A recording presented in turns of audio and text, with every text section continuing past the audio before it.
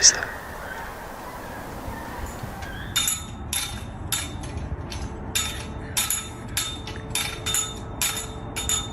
Know her, please leave me be.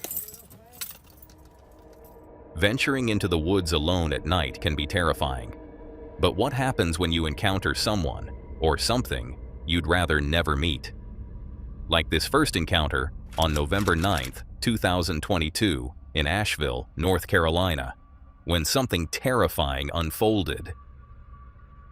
The day had been bright and calm, perfect for exploring and settling into a quiet spot to rest. But what started as ordinary would soon become a nightmare. Sarah, the creator behind the YouTube channel Sarah Dungo, known for documenting her stealth camping adventures. And that afternoon, she parked her van near a peaceful park, cooked a simple meal of pasta, and began to unwind.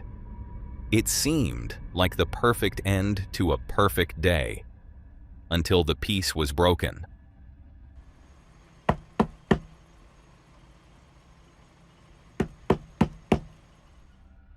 Out of nowhere, two loud knocks struck the side of her van. Startled, she froze, trying to understand why anyone would be there. She had chosen an isolated spot, far from crowds or danger, or at least she thought so. The knocks came again, louder this time, sending panic surging through her. Who was outside? And what did they want? Gathering her courage, Sarah peered out the window. That's when she saw him, a man standing close, his face pressed toward the glass. Know her, please leave me be.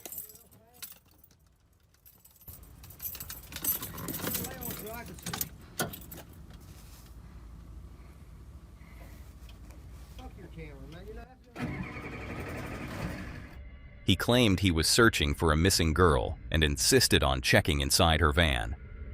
The request alone carried a weight of menace, and Sarah realized instantly how much danger she was in.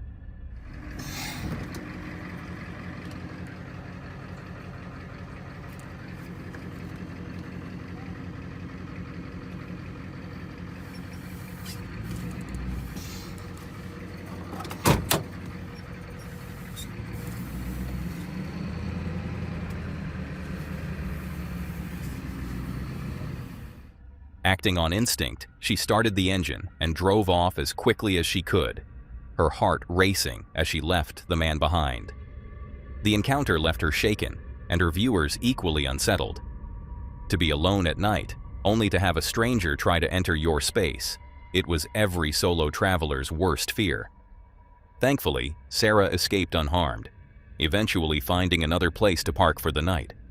But the memory of that evening and the image of the stranger at her window has never left her.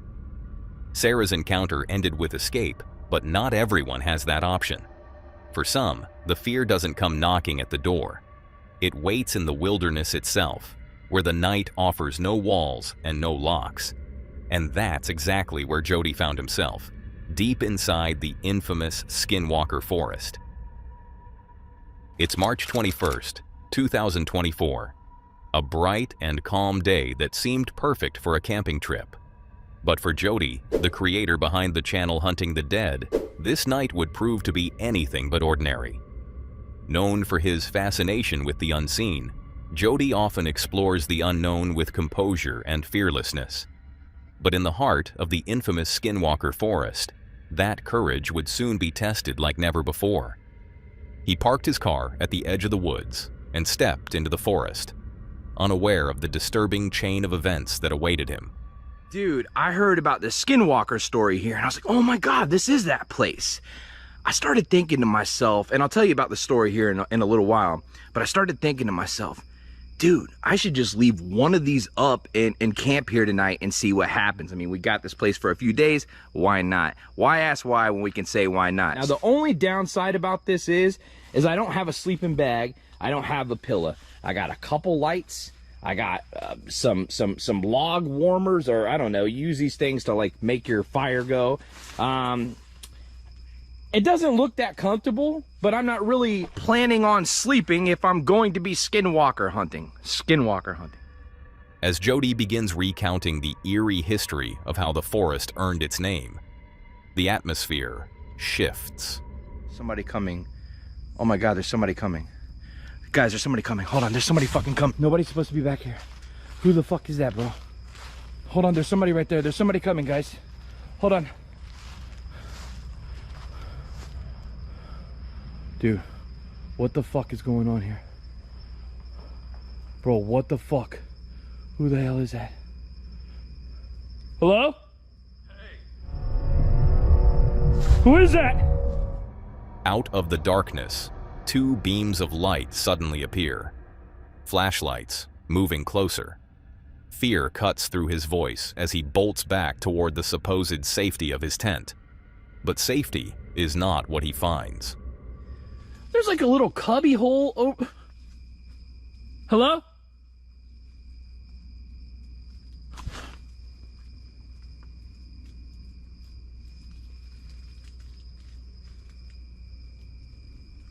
Hello? Whoa!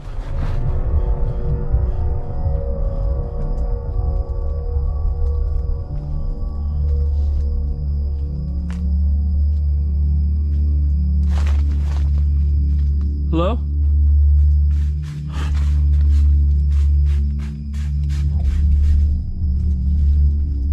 God, I think it's a fucking animal.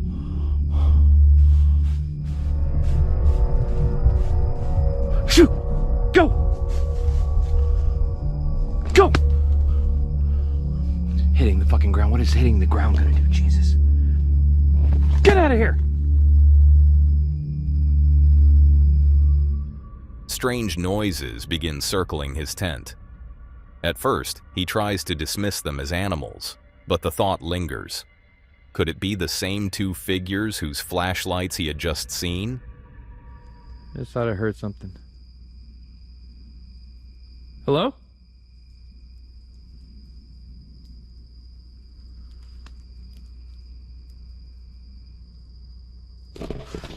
Dude, I might be freaking myself out, but I swear I just heard something.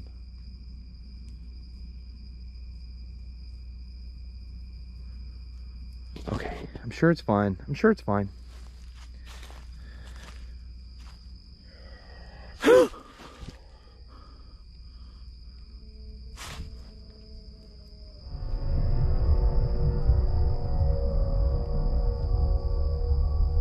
Okay, maybe I need to go back. Maybe I need to go back. Maybe I need to go back. I don't know what that sound was. Maybe I need to go back. Hold on, guys. Gathering his courage, Jody steps outside to investigate. The forest answers with unsettling sounds rising from the distance, growing louder, impossible to ignore. The weight of unease drives him back into his tent, but the noises do not relent. I fucking hear something, bro. I'm serious. I hear something. Listen.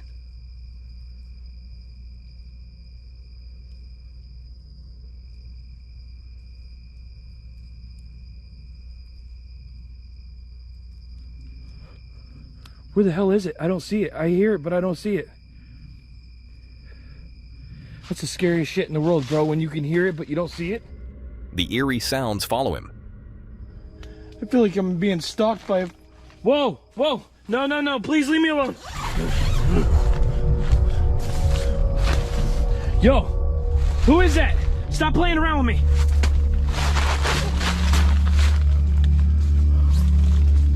Who is that? Dude, what the fuck is going on? Stop, please! Please!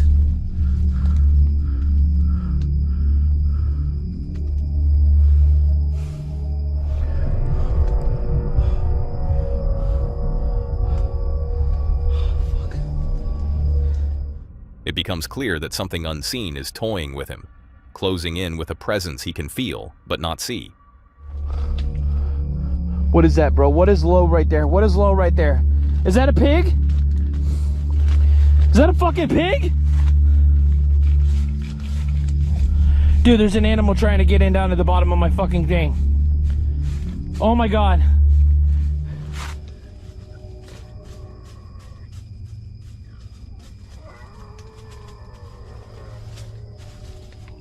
Wait, what if it's not a pig? What if it's a skinwalker? The noises grow stranger still. unlike any animal Jody has ever encountered. Each sound twists the night deeper into fear, leaving him to question who or what is out there. Son of a bitches.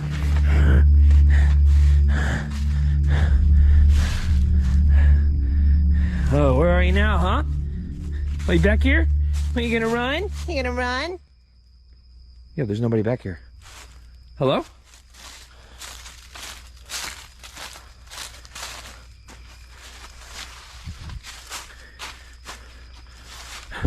You've got to be kidding me! Finally, Jody musters the courage to step outside once more. But when he does, there is nothing.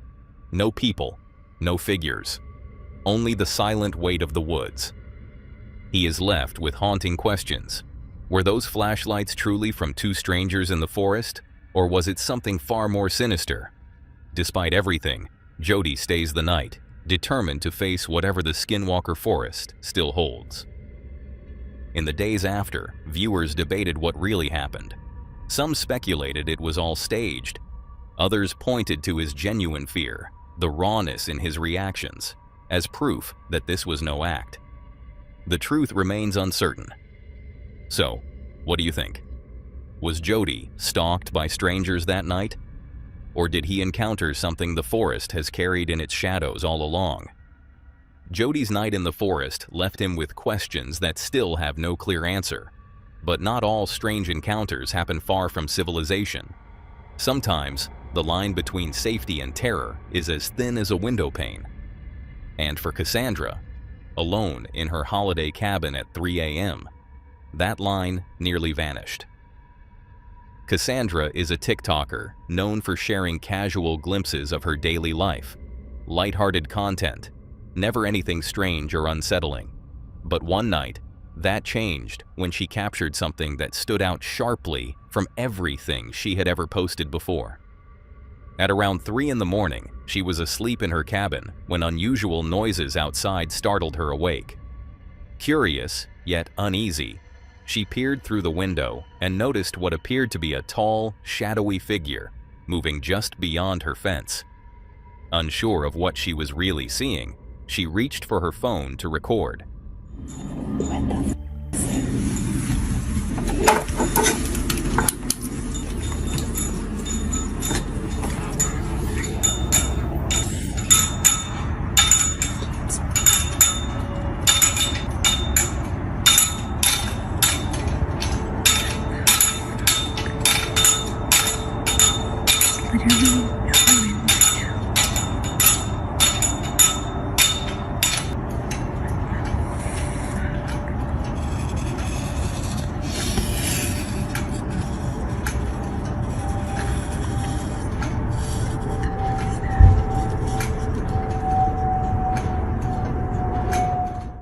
When she stepped closer for a better look, the figure suddenly vanished.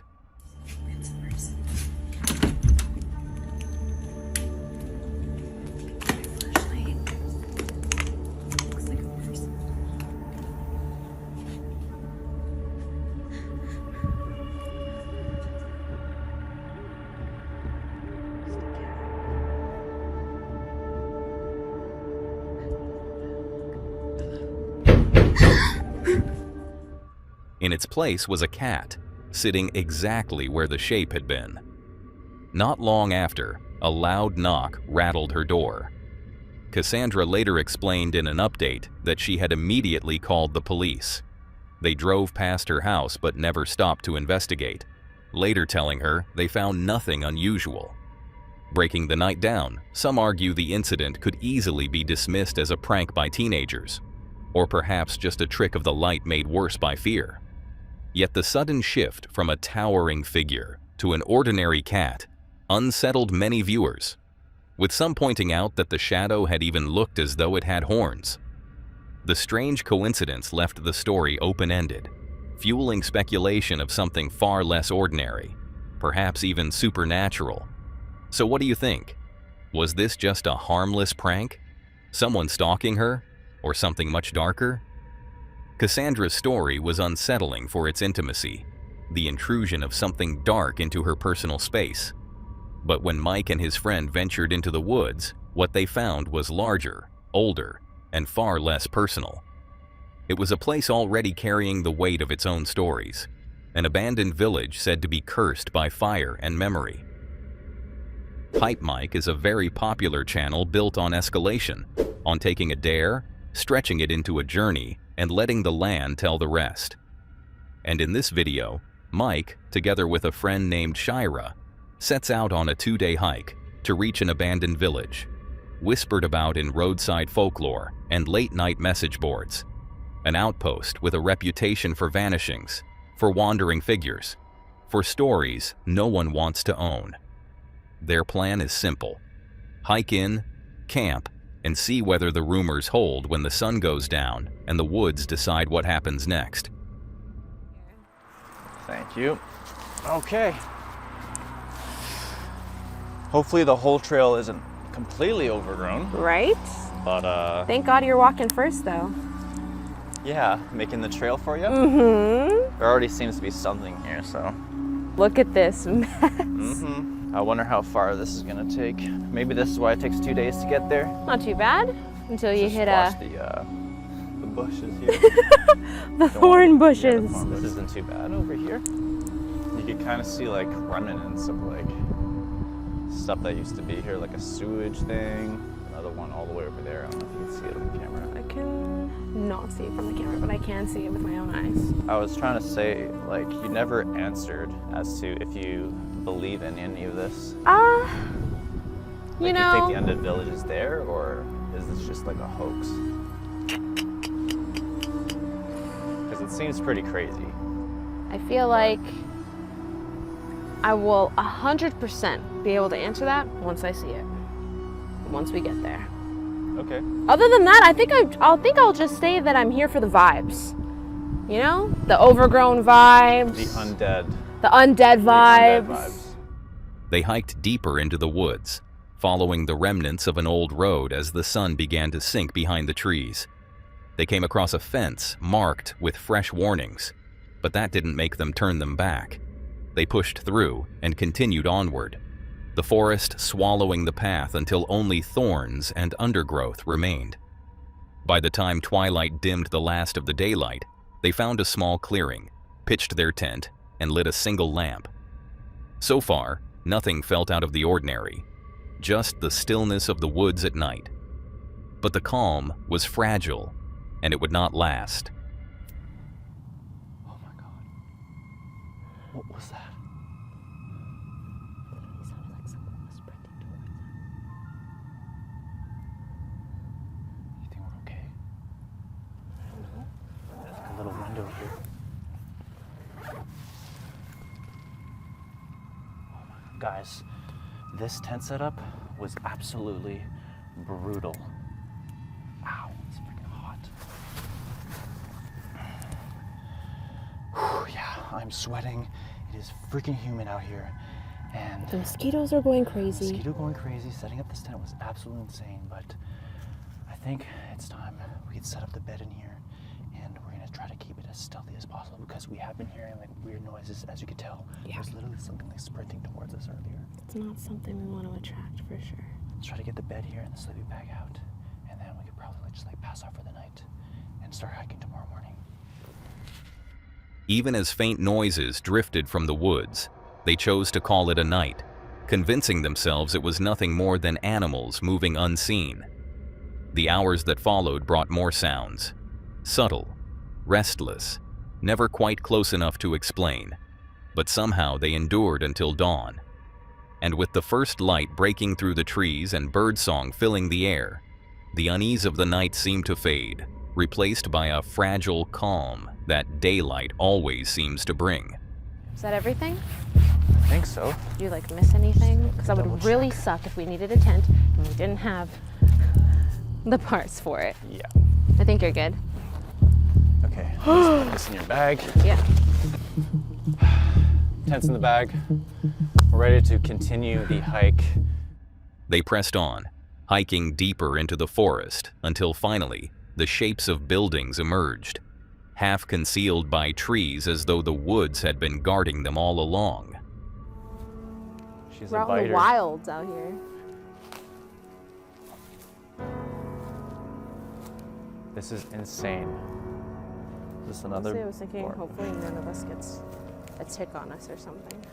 I think we'll be okay. The village stood in ruin.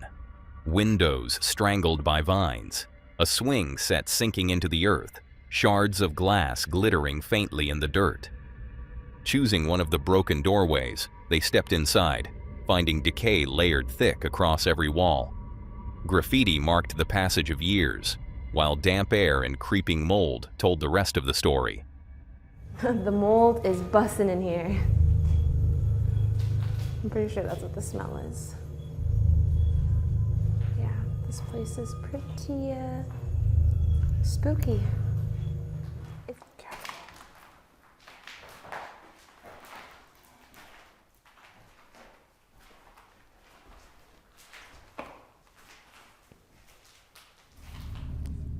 Yeah, careful with all the glass and stuff.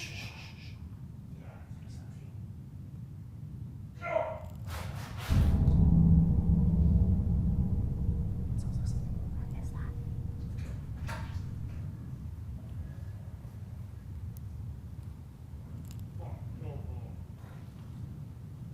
Maybe it's an animal? No, it sounds like talking.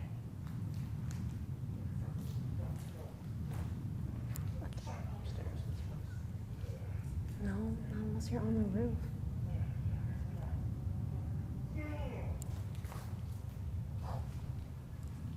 Where's it coming from? I can't tell. This one or this one?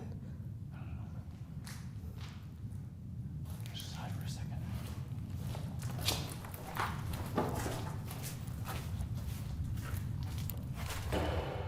It's coming this way. It's coming this way. Go, go, go, go, go, go, go. In that moment, regret settled heavier than the air around them. The last thing they expected was to find signs of others so deep in the woods, inside a place long left to silence and ruin.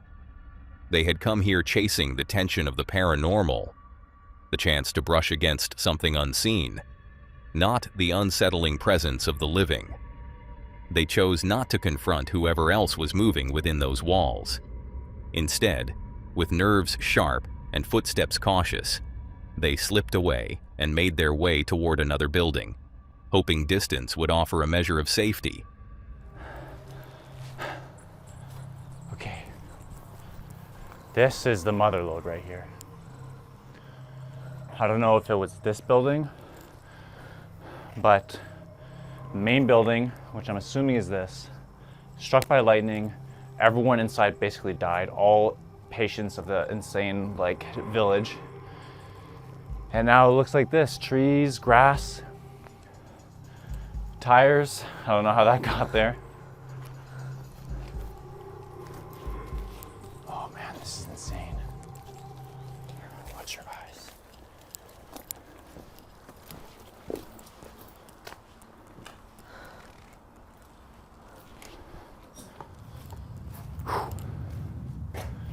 Wow. This is crazy. The main building, if such a thing still exists, tells its truth at the threshold. Metal sags from the ceiling, char runs in long black tides across concrete. Paperwork has fused into cinders that break like leaves underfoot. They move with care, amazed by the decay and remains of the fire. Everything here remembers heat. What the hell? Look, this is all melted. Mm-hmm. You see it burnt everywhere. Yep. Oh, even this. Papers everywhere. Just charcoal right there. Burnt paper. I mean, look at the ceiling. Yeah, it's pretty crazy. Just pieces of metal hanging from wires. Yeah. This is just crazy right here. Like, all this has been burnt. And all because of the curse that was laid on this village a long time ago. No way.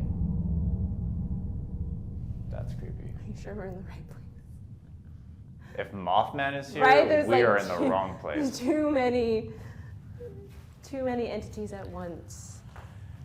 Comment down below if you want to see me chase after Mothman, because I've heard some rumors and I've seen some clips. Mothman is like absolutely terrifying, which is why I haven't done it yet. But if you guys want it, you gotta talk. What the What? I don't know what the... Something just like glowed at me. I Eyes? swear to God. I Like eyes or swear. something? I don't know. Over there though. This looks like same and creepy from here too. Yeah. Just need one of those flares. It's not that bad. It's Drop actually just it. like 2 more floors. What's the worst that could happen, right? It's the worst that could happen. Did you actually just say that? We run into the homeless guy? I don't know. That's probably the worst, in my opinion. Or like an apparition. I don't know. What is this? Like the red stuff. The red And then there's part. like a little like wheelie thing. It is getting pretty dark outside, so. Shh, shh. Something from down there. That hallway is dark as fuck. That noise came from down there. What?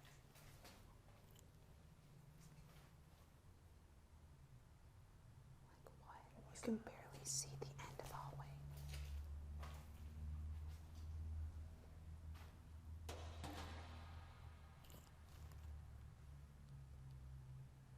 Okay, I'm getting a really bad feeling. At this point, they both felt they had seen enough.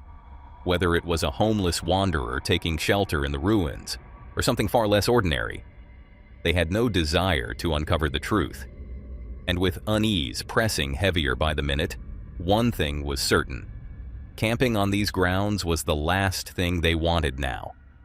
Cautiously, yet with a certain urgency, they made their way out of the building and left the abandoned village behind, slipping back into the forest where the weight of stone and silence slowly began to fade. They came for a story and left with one they will never be able to finish. The village is not just abandoned, it is occupied by weather, by memory, and perhaps by those who reveal themselves only when you step too close. Some places are ruins, left to crumble quietly. Others feel like systems, with rules you don't fully understand until you are inside them. This one listened, it responded, and in the end, it chose how they left. But what do you think? Was it simply the remnants of life on the edge of the forest? Or something much darker that still lingers in the ashes of this forgotten village? The ruins Mike explored raised the question of what lingers when history burns itself into the land.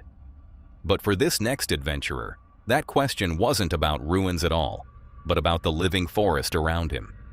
In Ontario, he would camp alone in a place many believe to be among the most haunted in Canada, and what he heard there would chase him out before dawn.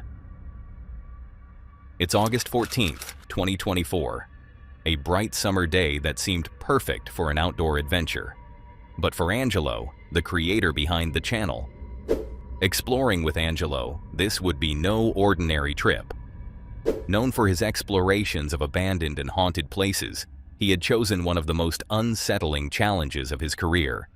Camping alone in a forest in Ontario, said to be among the most haunted in Canada. As daylight faded, the forest shifted. The warmth of the afternoon gave way to a heavy stillness, and the woods seemed to watch as Angelo set up his camp. With his tent in place and his gear ready, he reached for his spirit box, determined to uncover who or what might still linger in these trees.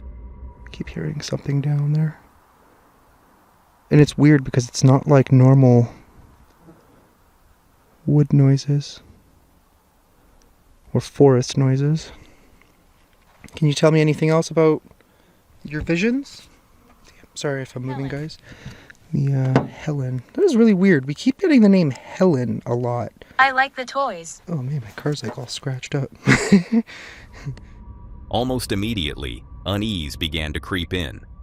Strange noises stirred in the distance, the kind that seemed too deliberate to dismiss as wind or wildlife. The night was only just beginning, and already the forest felt alive with something unseen. I swear I'm hearing that thumping noise again.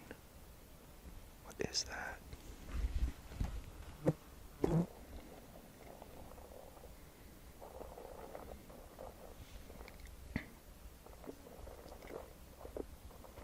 Is there somebody out there making a weird thumping noise?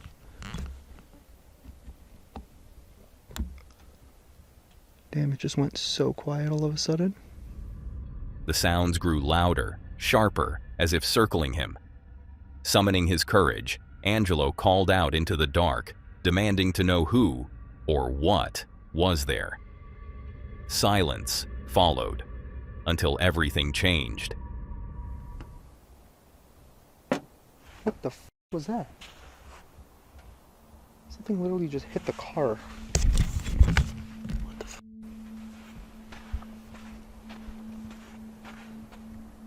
What in the... What was that?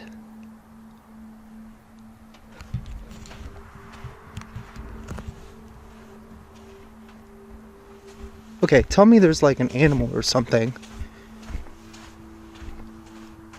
There is nothing. Nothing at all. What the f? Where's my flashlight? Okay, what in God's name was that? A sudden, forceful knock slammed against his car, the impact echoing in the night. His flashlight cut through the trees, searching for a source, but nothing was there. The question burned. Was it the very presence he was trying to contact? Yes, I did. Yes, I did? Oh my. So that was you that just made that noise, that hit my car. Holy, you scared the crap out of me. Wow. Damn. Can you do it again? I promise I won't be as scared this time. I might be lying, but...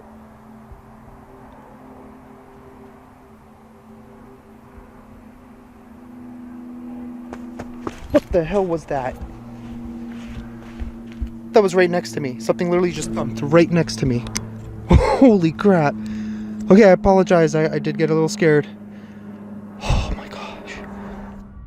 Moments later came footsteps, distinct and deliberate, moving beside him as if someone walked just out of sight.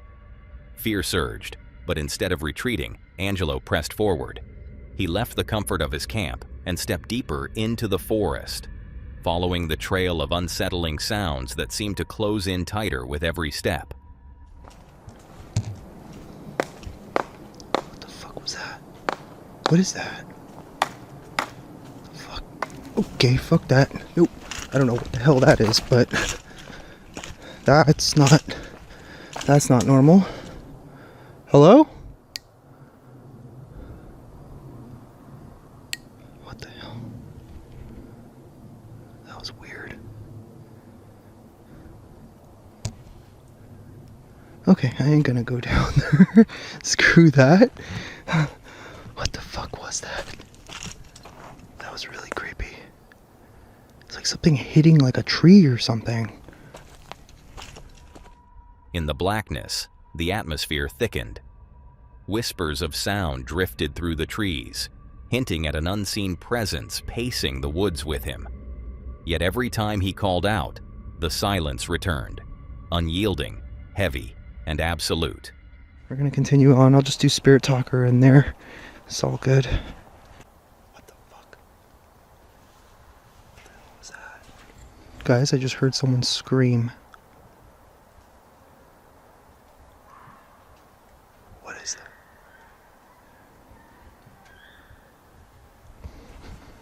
What the...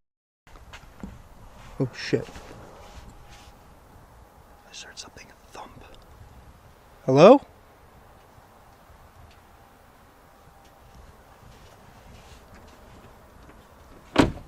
It's literally just down there. What was that? What the fuck? That was that road that I couldn't really go down. That was weird. I don't see anything. I'm just gonna get back in the car. Holy crap, what the is that? I think I might have only caught a glimpse of it. Oh, man. Eventually, he made his way back to camp, drawn toward the familiar sight of his tent and car. But just as relief began to take hold, the forest struck again. A scream, piercing, high, and unmistakably human, ripped through the night. It was the cry of a child, echoing from the very stretch of woods he had just left behind. The sound froze him in place, the kind of terror that sears itself into memory. That was enough. Angelo wasted no time, packing his tent, gathering his things, and driving into the night with questions that refused to leave him. What do you think really happened in those woods?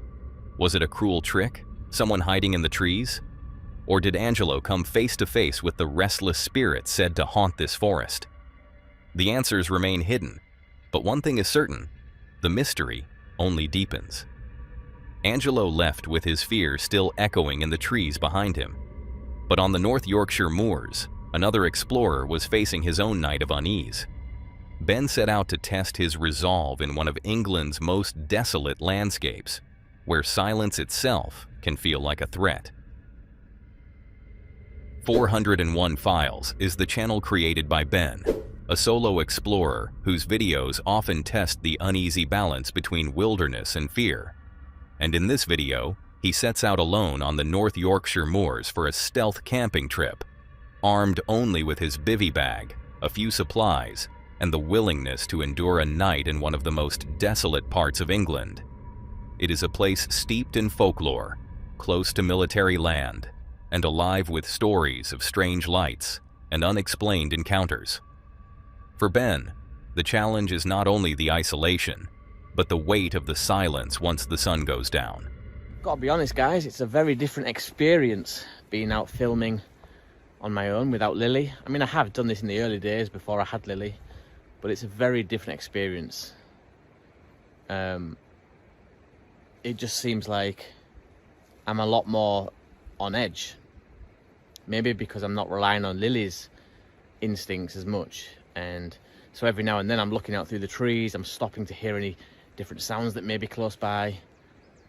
These are just things that I don't remember doing when Lily's out with me.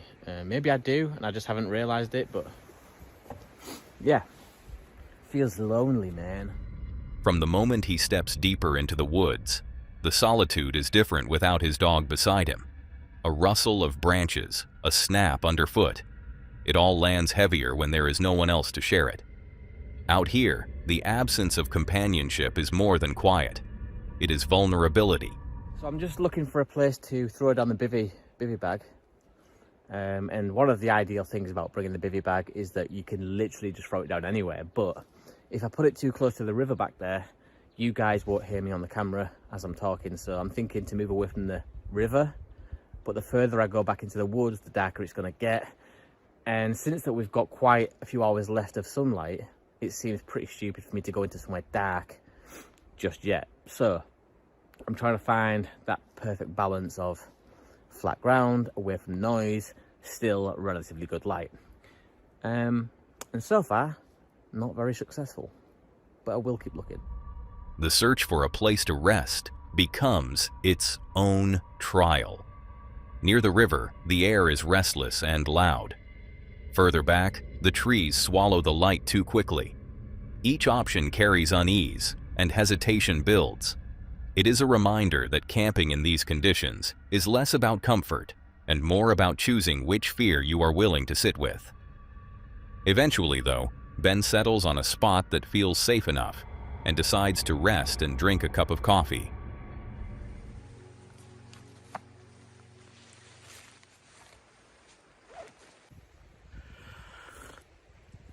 Burn my throat. Nice. It's just really peaceful at the minute. Really peaceful. One of the beautiful things that I love about coming to the North Yorkshire moors and camping out here is that, unlike many other places in the UK, you can almost guarantee that you won't see anyone. And I think that's always it's it's a nice thing. I mean, you're never too far away. Don't get me wrong. You're never too far away from a road or a track of some type. But yeah, the chances of seeing someone are quite slim in this area, and that really makes me feel like I've gone back to being self-sufficient, living off the land, caveman type stuff. So far, apart from the anxious edge that lingers in his mind, the forest has been calm, quiet, still, and seemingly peaceful. But what he couldn't know was that the calm would not last. The night had much more in store.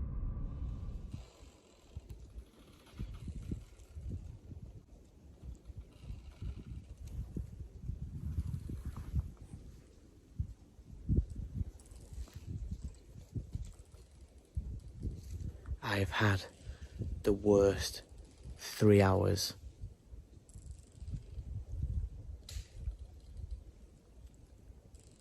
On the last scene that I was filming for you guys, I was sat on a log drinking a coffee, talking about how I was going to find somewhere to throw down the bivvy tent or the bivvy bag. I put my phone in my pocket, I got up off the log, and I walked about 1.5 miles approximately to a location that I found. I went to pull my phone out of my pocket to tell you guys that I'd found somewhere for the night. No phone. No fucking phone. My heart sank, obviously, and I panicked. Big. Like, I really did panic bad. I raced back with my kit on my back to the log where I'd been sat previously, hoping that the phone would just be laid down the side of the log somewhere, falling out of my pocket as I stood up. The phone wasn't near the log. I spent most of my time, a good 14 minutes, trying to convince myself that it's got to be near that log, it's got to be near the log. And it wasn't. It was a little bit away from the log, and I found it in the end, retracing my footsteps, but I wasted so much time. And then when I got my phone, it was completely dead, which makes no sense to me because I had over 50% battery left at that point.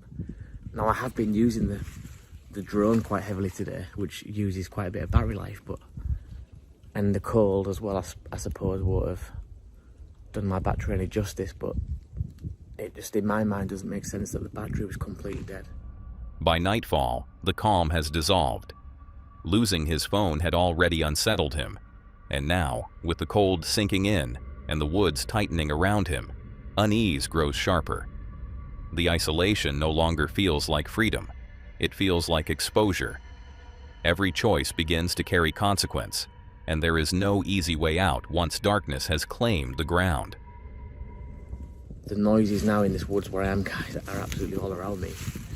And I'd be lying if I said that I wasn't terrified right now.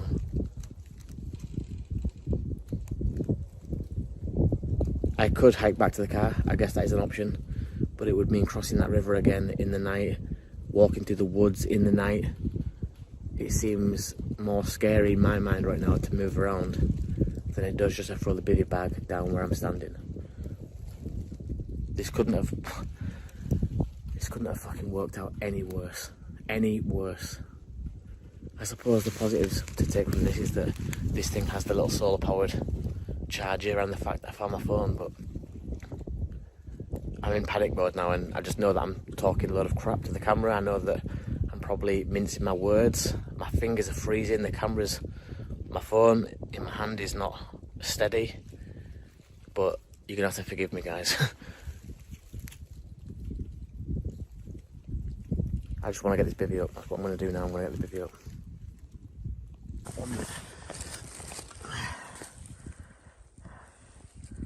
Where's my other clip? Come on. Setting up camp is clumsy, hurried, and marked by the sense that time has already run out. In the rush, the forest seems to change. Sounds build, branches creak, and the wind threads itself with hints of movement.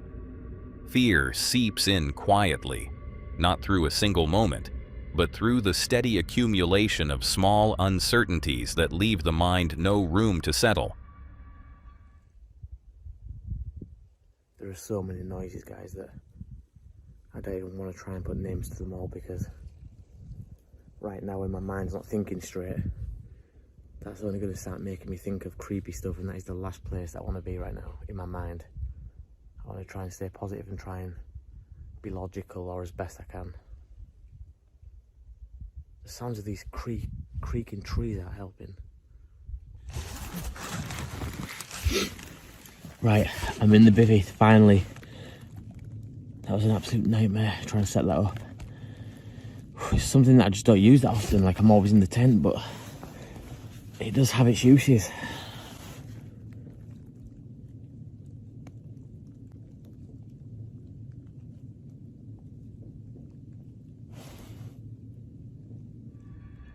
Inside the bivvy, the world shrinks.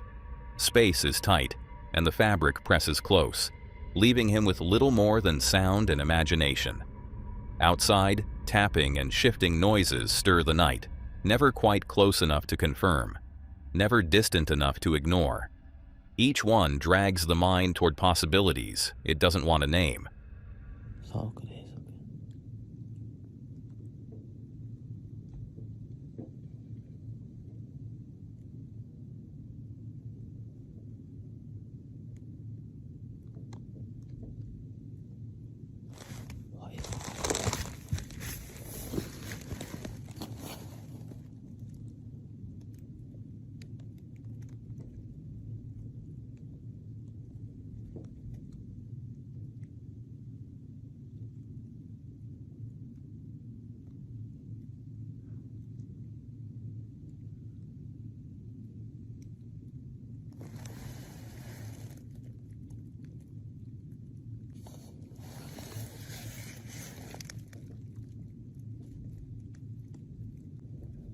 That's the wind on the side, I think.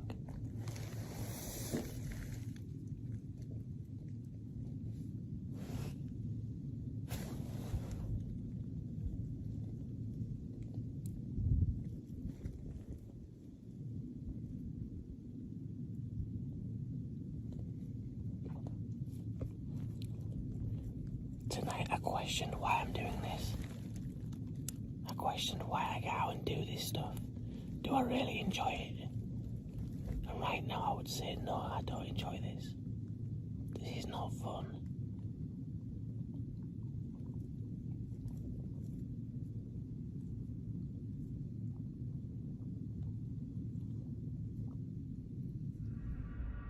As the night wore on, fear became the constant companion. The moors, heavy with their own history and stories, seemed to press closer with every sound, every shift in the dark. Sleep never came, only the long wait for daylight, each hour stretching further than the last. And in the end, that was the true lesson of this night. Out here, alone, the silence is never really yours. It belongs to the land, to whatever lingers unseen, and it reminds you in its own way that not every place is meant to feel safe. Ben's night was a battle against isolation, the slow erosion of courage in the face of endless silence. But sometimes, fear doesn't grow out of emptiness. Sometimes, it grows out of the sense that you are not alone at all. And for Natalie, walking into Elmore Forest Park with only her dog for company, that sense was impossible to ignore. Natalie Outdoors, is a channel built on simplicity and solitude. And in this video, Natalie embarks on a solo camping trip in Elmore Forest Park, taking only her dog for company. It is meant to be a quiet escape into nature. But the weight of the forest has a way of turning simple plans into something far more unsettling. I am back in Elmore Forest Park. I tried to find the scene of the bike. If you watched my last video, found a bike in the woods hidden. Like, looks like a brand new bike. So I was returning to the scene of the crime or the bike to see, was it gone? Like, has the owner come back for it or what the crack is? But I couldn't find where it was last time, but it was on the way out the last time, so maybe I'll recognise the entrance to it on the way back. Is it just me, or does that look like an evil face in that tree? Ooh, this looks like another face, like an octopus. The deeper she walks, the stranger the details become. Knots in old bark resemble faces staring back through the gloom, their twisted features carved by time and imagination. The forest seems alive in a way that is difficult to dismiss, each tree looming with its own presence, each shadow stretching longer than it should. What is meant to be a search for a calm place to rest is already shifting into something else. So we've came off trail into the woods, haven't we, Winston? And the people walking past on the trail is scaring me.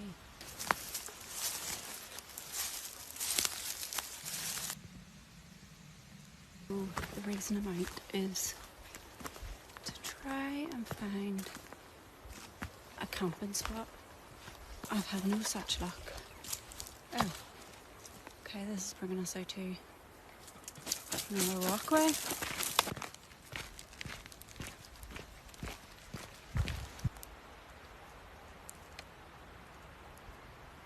It's a bit creepy in there, not gonna lie. Though voices carry faintly from the nearby trail, the moment Natalie steps off it, the air changes. The isolation sharpens, and the silence between footsteps grows heavy. Roots claw out of the earth like remnants of something ancient, and the ground itself feels uncertain, soft in places, swallowing her foot without warning. It is a reminder that here, even the earth has its hazards. Asked me last night where I was going today, that I was going to the forest, and she said, to see who? And I says, well, hopefully no one, or that would be creepy. And she said, there is a man in the forest. He sneaks about the woods, and if he sees someone, he puts them in a black bag and puts them into the back of a white van. I was like, sorry, what? And you're telling me this before I go to the woods?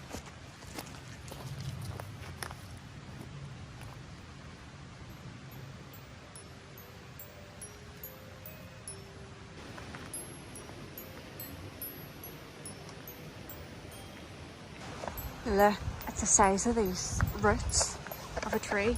I need to go stand beside this to show you the sheer size of this.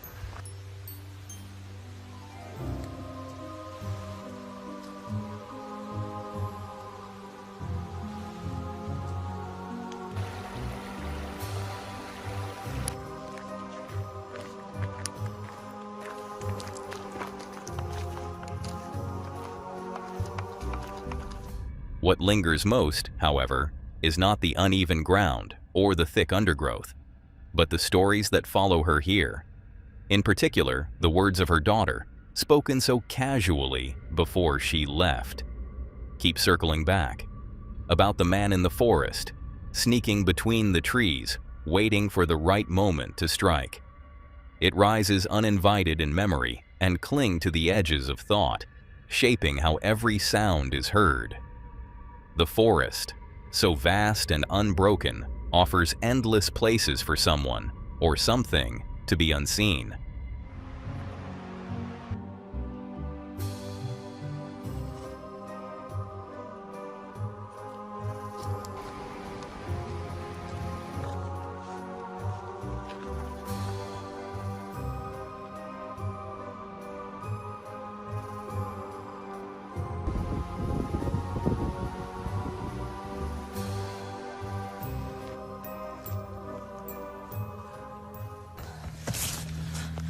I nearly forgot you guys. Come on. So I'm back to the scene of the bike, and the bike is gone, guys. By the time she reaches the spot where a hidden bike once stood, the unease has become inescapable. The bike is gone, but the place itself feels marked by the act of concealment. If something can be hidden here so easily, then what else might remain unseen, watching in silence as the day fades? And so, Natalie leaves, choosing caution over comfort. The forest has given her no reason to stay, only reminders that peace can be fragile when shadows deepen. Elmore Forest Park is not just a place of roots and branches. It is a place of faces in the bark, of warnings passed down, of silences that press too close.